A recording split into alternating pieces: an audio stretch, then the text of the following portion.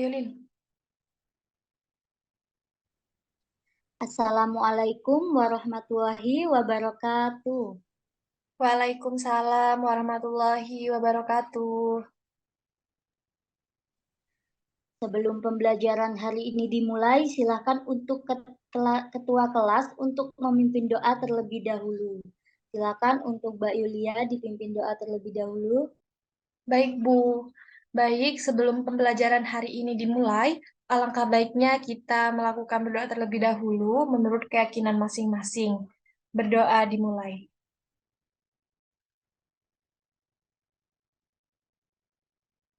Berdoa selesai. Baik, Ibu absen terlebih dahulu ya. Siapa yang tidak masuk pada hari ini? Valen, Bu. Siapa lagi? Tidak ada, Bu, hadir semua. Kemana Valen ya? Valen sakit katanya, Bu. Oh, ya.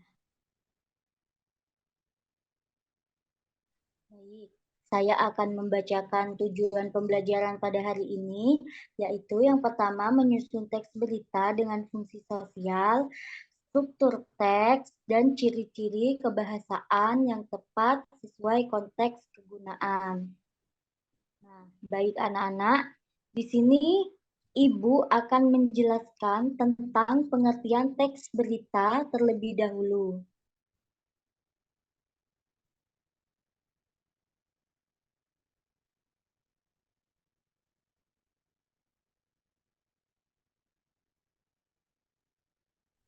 Teks berita adalah teks yang menyampaikan kabar atau informasi mengenai peristiwa faktual atau aktual kepada masyarakat.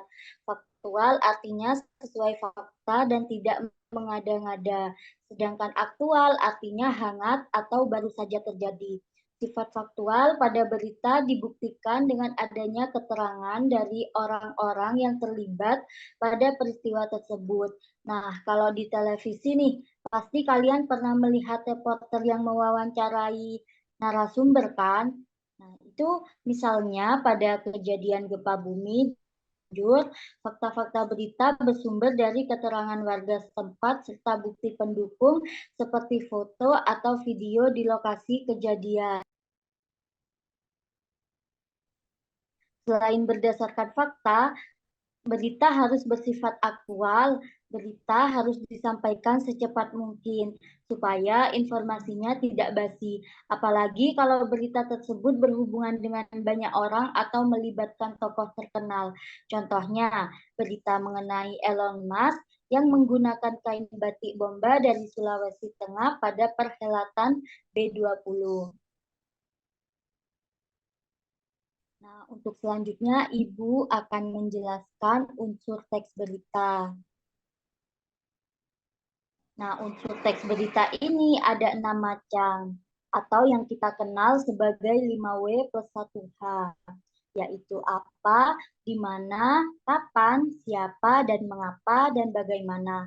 Nah, biar lebih gampang, kalian bisa menyingkatnya menjadi adik Simba. Nah, mungkin ada yang tahu adik Simba itu kepanjangan dari apa? Saya, Bu. Ya, silahkan Mbak Yulia. Adik Simba itu termasuk dengan unsur teks berita, yakni apa, what, di mana, where, kapan, when, siapa, who, what, dan mengapa, why, lalu bagaimana, how. Itu, Bu.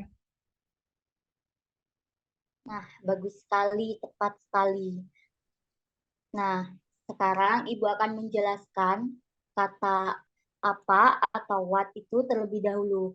Nah, kata apa ini bisa digunakan untuk menjelaskan peristiwa yang terjadi. Kata di mana bisa digunakan untuk memberitahu lokasi peristiwa tersebut terjadi.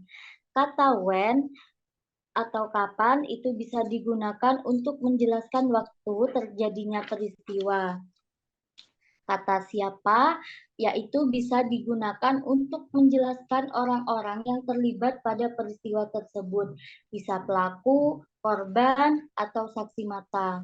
Selanjutnya yaitu kata mengapa atau why, itu adalah jawaban dari penyebab, alasan, atau latar belakang peristiwa. Kata bagaimana itu bisa digunakan untuk menjelaskan proses terjadinya peristiwa dan kondisi terkini sesuai urutan waktu. Jadi seperti itu. Untuk selanjutnya, Ibu akan menjelaskan struktur teks berita. Nah, struktur teks berita ini ada tiga. Ada tiga, yaitu kepala berita, tubuh berita, dan ekor berita. Untuk yang pertama, Ibu akan menjelaskan kepala berita terlebih dahulu. Nah, kepala berita itu adalah bagian awal yang memuat banyak informasi penting, yaitu apa, di mana, kapan, dan siapa. Nah, kepala berita ini disebut juga sebagai led, teras berita, atau orientasi. Selanjutnya yaitu tubuh berita. Nah, tubuh berita ini berisi penjelasan mengenai informasi yang disampaikan pada bagian kepala berita. Pada bagian tubuh berita terdapat jawaban atas pertanyaan mengapa dan bagaimana peristiwa itu terjadi. Struktur ini membuat latar belakang penyebab hingga upaya yang dilakukan pihak terkait untuk menyelesaikan peristiwa.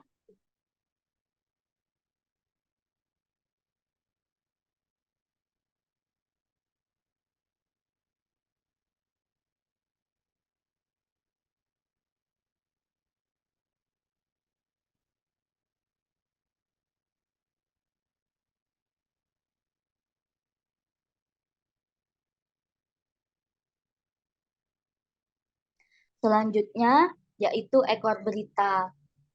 Nah, bagian ini mencantumkan informasi yang bersifat tambahan. Jika ekor berita itu dihilangkan, maka tidak terpengaruh terhadap pokok berita. Nah, mengapa demikian? Karena keenam unsur berita sudah dijelaskan dengan lengkap di bagian kepala dan tubuh berita. Selanjutnya, Ibu akan menjelaskan tentang kalimat langsung pada berita.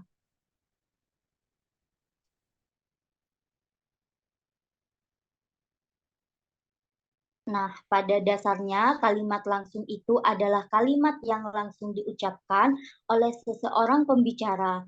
Nah, kalimat langsung ini merupakan kalimat secara cermat menirukan sesuatu yang telah diajarkan oleh seseorang.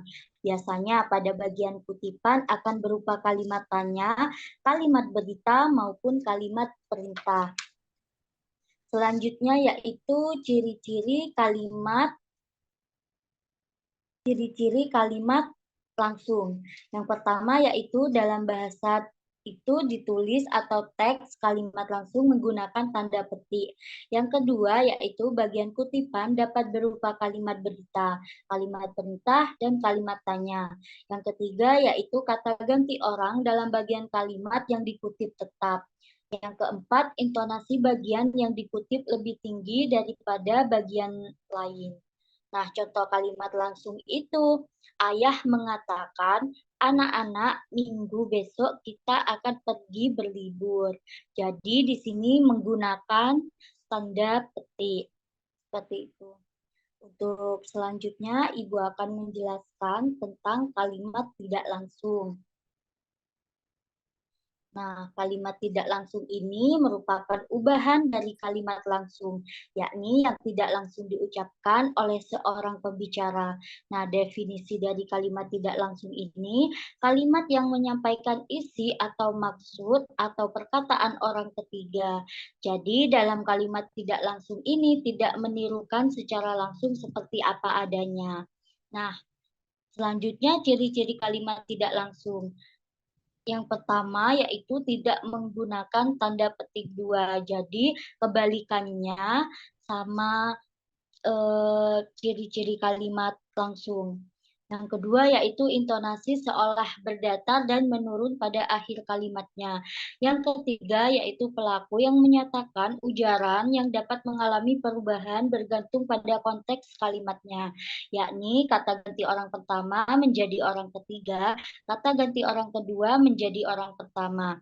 Yang keempat yaitu memiliki kata tugas berupa agar, sebab, bahwa, untuk, tentang, supaya, dan lainnya. Yang kelima yaitu pada bagian kutipan biasanya itu berbentuk kalimat berita. Nah, di sini ada contoh kalimat tidak langsung, yaitu contohnya hari ini Jakarta diguyur hujan dari pagi hingga malam. Jadi tidak usah memakai tanda petik.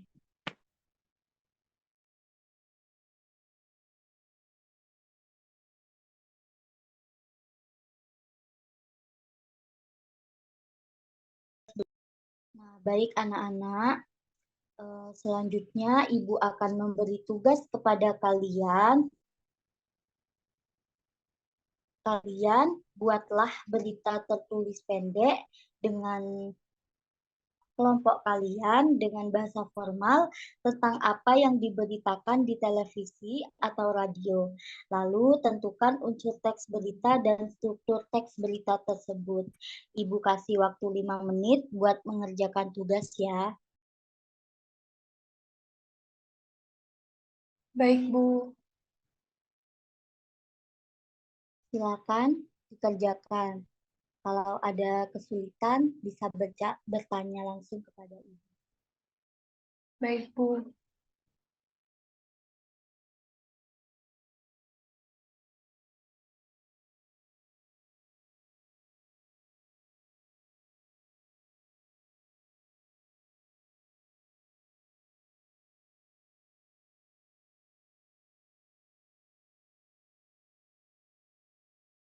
Apa sudah selesai anak-anak?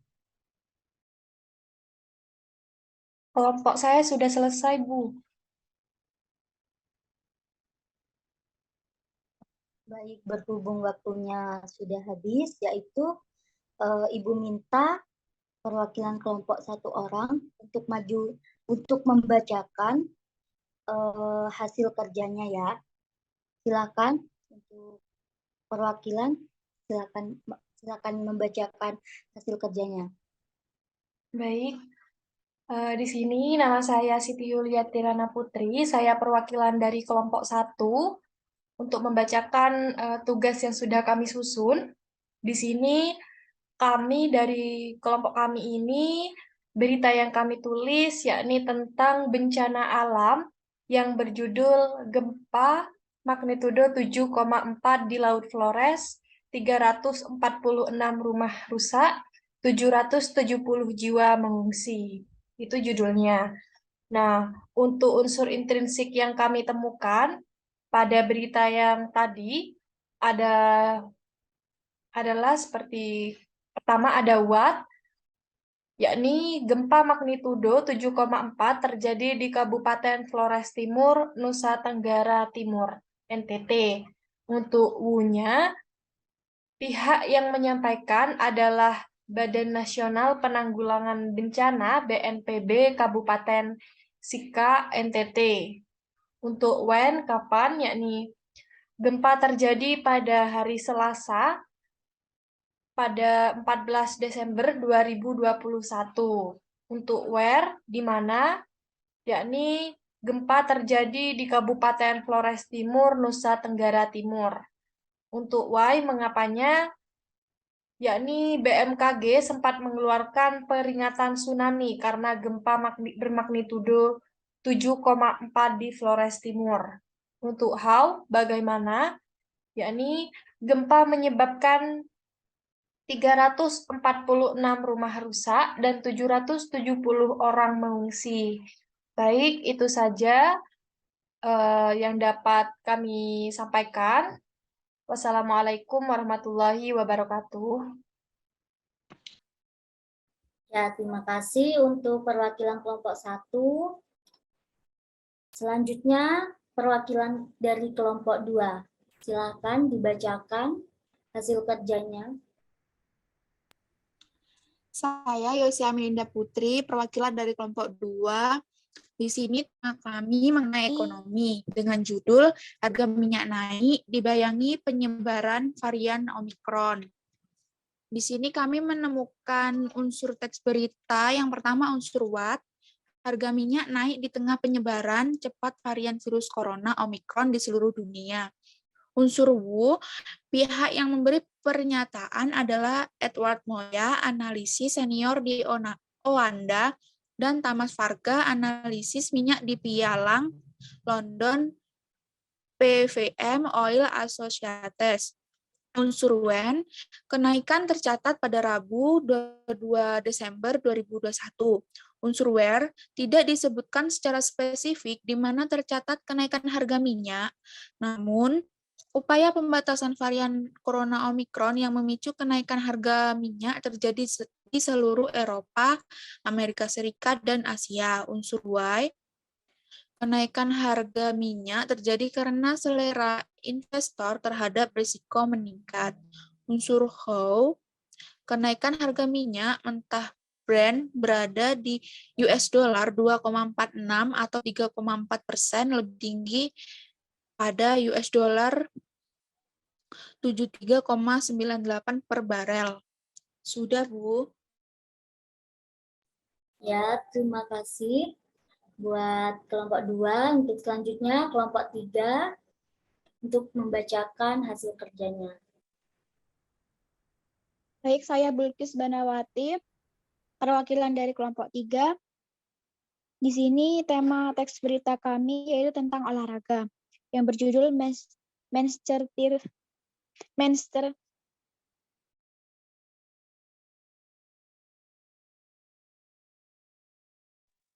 Maaf.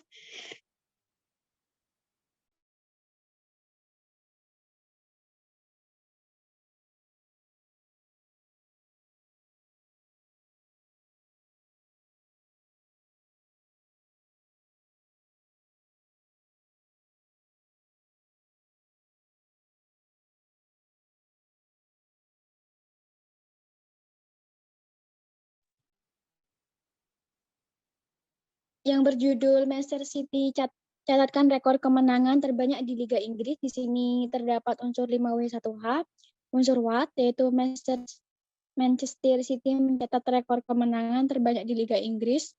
Kemudian unsur wu yaitu Manchester City. Unsur wen yaitu 19.